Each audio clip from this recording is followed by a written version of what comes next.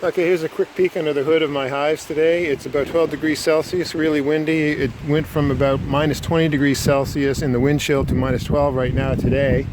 And they're probably going to get out if the wind and the rain, if there's no wind and rain. And because I know they're going to expand to the top of the hive and expand their cluster when it's warm, I put in some old crystallized honey in honey jars just to see if just to give them some extra food in case they needed it. Let's just see if they're eating it. But I'm pretty sure they're all clustered up top. Yep, there they go. And so they're way up top. That's normal. Well, kind of normal. And it's normal for this heat anyway. And there's the jars. And there's the bees. And you can see them getting into the honey. The crystallized honey, eating away that crystallized honey just because they like honey. Whoop! I'm gonna get away because I don't want to squish any of them. So anyway, that's it. That's what I do on a warm, unexpectedly warm day. I give them a little extra honey, just for fun. Why not?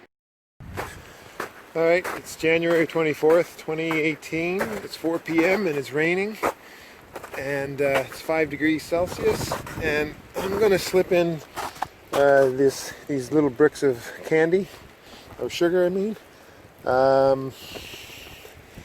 just because it's 5 degrees and the bees have been living in the top of the hive all winter for some reason. And even though they have some crystallized sugar in there, I'm just going to slide this in. And I don't think I can do it and record at the same time, so I'll hit and stop. Here's what it looks like.